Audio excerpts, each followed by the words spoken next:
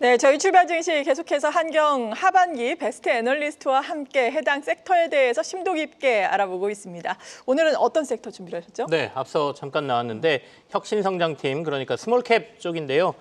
신한투자증권 혁신성장팀을 대표해서 백지우 연구위원이 나와 있습니다. 어서 오십시오. 네, 어서 오세요. 상반기에도 베스트 애널리스트로 선정이 되셨었는데 하반기에도 또 선정이 됐습니다. 일단 축하드리고요. 소감 한 말씀 부탁드릴게요. 제가 말씀드렸다시피 지금 세 번째 벌써 베스트 애널리스트로서 한경에서 방송을 하고 있는데 시장에서 좋은 평가를 해주신 것 같아서 너무 감사하고요. 스몰캡으로서 하지 못했던 시도들을 좀 했던 2024년이었던 것 같습니다. 뭐 해외 주식과 국내 주식을 비교해서 같이 레포트를 작성했던 이모작 투자법 이런 리포트들을 시장에서 좋게 봐주셔서 베스트 애널리스트에 당선된 것 같습니다. 네. 근데 저희가 작년 시장을 돌아보면 네. 사실은 스몰캡이 많이 모여있는 코스닥 시장이 전 세계에서 사실 상승률은 꼴찌였지 않습니까? 맞아요. 그렇게 본다라고 하면 이제 올해는 어떻게 될까 다들 궁금해 하실 텐데요. 어떻습니까? 올해는 연초에 분위기가 조금 달라지긴 했어요. 전반적으로 올해 전반의 코스닥 시장은 어떨 걸로 예상하고 계세요? 말씀해 주셨다시피 24년도 시장이 너무 어려웠습니다. 이제 코스피 대비로 봐도 글로벌리 봐도 뭐 낙폭이 좀 과대한 수준이었고 정치적 불안정성에 더해서 외국인 수급도 많이 빠져나갔습니다. 그러나 25년도 연초에 코스닥이 좀 강세를 보였는데 이거는 코스닥 전반의 상승이라기보다는 로봇이나 뭐 반도체, AI, 유리기판 이런 시대 정신을 담은 테마들 위주로 좀 상승이 나타났습니다. 이런 다양한 테마들이 부상하면서 연초 부진했던 코스닥을 좀 견인을 했고 과거의 코스닥 상승을 견인했던 거는 2차 전지 섹터가 강했는데 사실 2차 전지에 대해서는 뷰가 좀 갈렸었습니다. 다만 로봇이나 유리기판 이런 섹터들의 상승에 대해서는 뷰가 좀 획일적으로 나타나고 있어서 오히려 빠르고 강한 상승이 좀 이뤄졌다고 판단을 하고 있습니다. 특히 테마의 상승뿐만 아니라 좀 거래대금 회복도 유의미한데요. 작년 대비 평균 거래대금이 한 20% 정도 상승을 하면서 개인 수급 위주로 좀 수급이 돌아오고 있는 모습입니다. 네, 정말 거래대금이 상당히 부진해서 걱정이었는데 말씀을 하신 것처럼 최근에 거래대금이 특히나 중소형주를 중심으로 많이 회복된 것을 볼 수가 있습니다. 네. 어제도 코스닥 시장에서 거래대금이 그래도 또 10조 원을 돌파를 맞습니다. 오랜만에 하기도 했는데 이에 따라서 최근처럼 상반기 내내 코스닥이라든지 중소형주가 대형주 대비해서 긍정적인 장세가 이어질 것이다라는 전망이신 건가요? 저는 올해는 중소형주에게 그래도 좀 유리한 입장이 펼쳐질 것이라고 보는데 요거는 뭐 스몰캡이 좋다 이런 것보다도 경험론적으로 좀 컨트롤 분석을 해봤을 때 대형주가 잘 되는 시점과 중소형주가 잘 되는 시점이 있습니다. 주로 수출이 강하고 유동성이 좀 죽어 있을 때 작년 같을 때는 대형주가 조금 우위에 있는 상황을 보이고요. 수출이 고점을 찍고 이제 유동성이 공급이 될 때 중소형주가 잘 되는 경험론적인 분석이 있습니다. 그래서 현재 지금 뭐 반도체를 중심으로 수출은 성장세가 좀 둔화된 모습이고 유동성이 강하게 공급되는 모습이어서 중소형주에게 좀 좋은 시장이겠다 판단을 하고 있습니다. 뭐 작년에 코스닥 상승을 억압했던 금투세라던가 네. 정치적 상황이라던가 이런 것도 어느 정도 해소가 되면서 사실 코스닥 상승세를 예상하기는 합니다. 다만 전 종목이 강하게 오르는 그림이라기보다도 이런 시대 정신을 담은 테마 위주로 주도 테마 위주로 오를 네. 것이라고 예상을 하고 있습니다. 결국엔 전체 시장보다는 일종의 종목 장세가 이루어질 가능성이 네. 있다. 전반적으로는 그래도 중소형주 양호한 분위기다라는 말씀이시잖아요. 지금 4분기 실적 발표가 한창인데 중소형주 상황들은 어떤지 좀 전망을 해보고 싶네요. 사실 중소형주 상황이라고 하기에는 너무 실적 상황이 많이 갈리고 네. 있습니다. 네. 그래서 막 경기 부진으로 인해서 내수 쪽 뭐 이런 좀 종목 장세에서는 많이 약한 모습을 보이고 있고 특히 저는 의료 쪽을 많이 커버를 하고 있는데 뭐 의료 파업 장기화라던가 이런 상황으로 인해서 상당히 실적이 부진한 모습입니다. 그래서 더 종목별 알파가 중요해진 모습이고 특히 상반기 전망 보고서에도 나와 있던 종목인 TNL 같은 거 미국 수출 위주의 종목들은 또 강한 실적 상승을 보여줬습니다.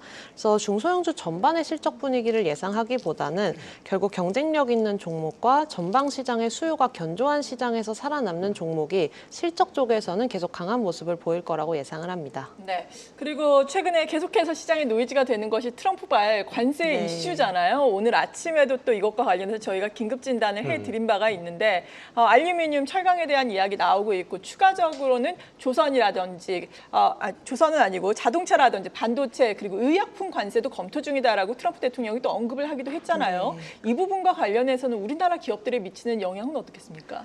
사실 아직까지 우리나라에 대해서 관세율이라던가 상호관세 네. 조약이 뭐 확정된 부분은 아닙니다. 그래서 1분기까지는 실적에 영향은 없을 것이라고 예상을 하고 특히 트럼프 관세는 다 아시다시피 중국 쪽 견제 용도가 가장 강하기 때문에 저희는 또 FTA 체결국으로서의 지위도 있어서 그나마 좀 양호한 상황을 예상해 볼 수는 있을 것 같습니다. 네. 특히 상호관세의 경우 중국 다음으로 타겟하는 것은 뭐 EU 쪽 시장이다라는 결론이 많아서 이런 상황이 펼쳐질 때는 오히려 우리나라가 수혜를 볼 수도 있겠다라고 생각을 하지만 부정적인 영향에 대해서도 생각해 볼 수밖에 없습니다. 아무래도 우리나라는 수출에서 제조업 비중이 큰데 뭐 자동차나 조선 이런 무거운 섹터에 관해서는 관세 영향을 부담이 커질 수도 있을 것이라고 물론 생각을 합니다.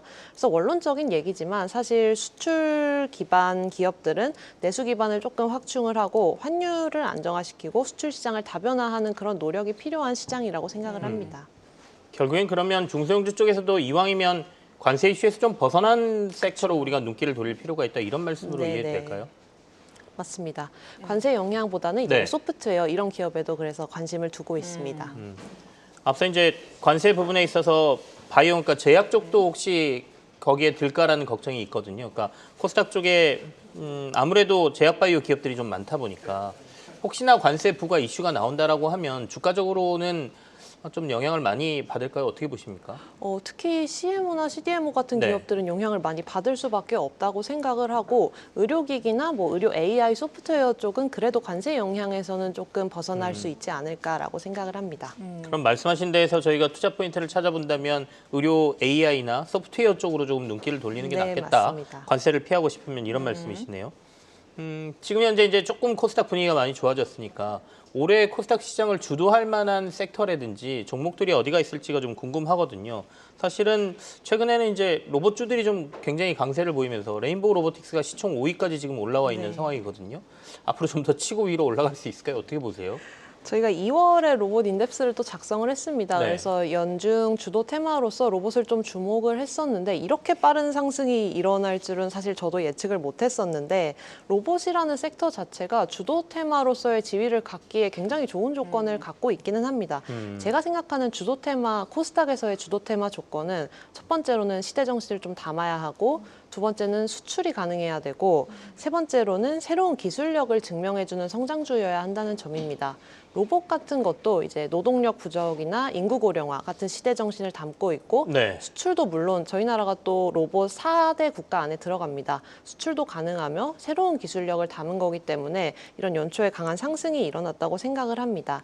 다만 로봇 테마 내에서도 저희가 좀 주목하는 종목들은 소프트웨어입니다. 시메스나 클로봇 같이 중국산의 저가 경쟁력으로 들어오는 제품에 대해서도 대비가 가능한 종목들에 대해서 조금 더 강하게 얘기를 하고 있습니다. 네, 지금 말씀하신 뭐 시메스 같은 경우에는 구체적으로 어떤 경쟁력을 갖추고 있는지 알아볼 수 있을까요? 네. 시메스는 이제 로봇 소프트웨어 회사인데요. 주로 물류 자동화를 도와주는 회사입니다. 그래서 국내에서 로봇 관련 소프트웨어를 하는 회사는 상장된 회사는 두 군데밖에 없는데 네. 하나가 이제 클로봇, 요거는 이동을 담당하고 시메스는 물류 자동화를 도와주고 있습니다. 그래서 쿠팡과 같은 공장에 납품한 레퍼런스를 이미 형성을 하고 있고 이미 쿠팡 쪽으로 이제 수주가 잡힌 금액이 100억 원 이상이 예상이 됩니다. 그래서 독점적인 지위를 누리고 있어서 사실 글로벌리 대기업들과도 지금 협의를 하고 있는 상황입니다. 아직 이미 많이 오르기는 했지만 오히려 하드웨어에 비해서 성장성이나 확장성이 높기 때문에 좀 업사이드가 충분한 로봇 회사라고 판단을 하고 있습니다. 네, 그리고 AI와 더불어서 우리가 생각을 해본다면은 AI용 의료 AI용 챗 GPT도 개발할 것이다 이런 소식도 네. 있었잖아요. 우리나라의 의료 AI 쪽은 어떻습니까? 이제 글로벌리 AI로 생명을 살린다 이런 붐이 일어나면서 의료 AI 쪽도 좀 각광을 받았습니다. 그래서 제가 가장 좋게 보는 의료 AI 회사는 루닛이라는 회사입니다. 사실 23년도에 강한 상승을 겪었다가 좀 지금은 주가가 많이 주춤하고 있는 모습인데 AI를 활용해서 생명을 살린다는 컨셉에 가장 적합한 회사라고 생각을 합니다. 현재 지금 뭐 타그리소나 이런 아스트라제네카와 협업을 하고 있어서 네. 실적적인 측면에서도 25년도에는 업사이드가 있을 만한 종목이라고 생각을 합니다. 두 종목을 이제 탑픽으로 고르신 거예요, 그죠? 네. 올해 네. 루닛하고 시메스. 그리고 시메스. 네. 제가 주가를 잠깐 살폈는데 시메스는 굉장히 많이 올라 있네요. 네, 어떻습니까? 맞습니다. 여기서도 더욱만 상승 여력이 어느 정도나 있다라고 판단하세요? 로봇이라는 테마가 계속 간다라고 가정을 네. 했을 때 하드웨어보다는 오히려 CMS가 더 강한 상승폭을 아직까지 이어갈 수 있다고 생각을 합니다. 목표가를 제시하셨나요? 이거는 난레이티드로 발간을 하기는 했었는데 사실 시총 5천억 원까지는 좀 무난하게 달성을 할 수 있다라고 봅니다. 시총으로 봤을 네. 때 네. 5천억 정도는 무난할 거다라는 말씀까지 저희가 확인을 했네요. 지금은 시총이 4,900억. 네. 마지막으로 그렇다면은 상반기 투자 전략은 어떻게 가져가는 게 좋을까요? 네, 말씀하셨다시피 트럼프 관세나 트럼프노믹스로 인해서 좀 글로벌리 불안정한 상황이 계속되고 있습니다. 그럴 때 이제 뭐 관세를 피하는 전략, 수출 전략 이런 것도 중요하지만 기술력 있는 좋은 제품은 관세와 무관하게 잘 팔립니다. 그런 본질에 조금 더 집중해야 할 시기라고 생각을 하고요. 한국이 잘할 수 있는 것, 그 안에서도 그 기업이 잘할 수 있는 것에 대해 좀 집중을 해야 된다고 생각을 합니다. 좀 대외적 불안정성이 커질수록 기업 내부에 안정성 있는 회사를 찾아서 코스닥 내에서도 투자를 하는 게 좋다고 생각합니다. 네, 지금까지 신한투자증권 혁신성장팀 백지우 연구위원과 함께했습니다. 고맙습니다. 고맙습니다. 감사합니다.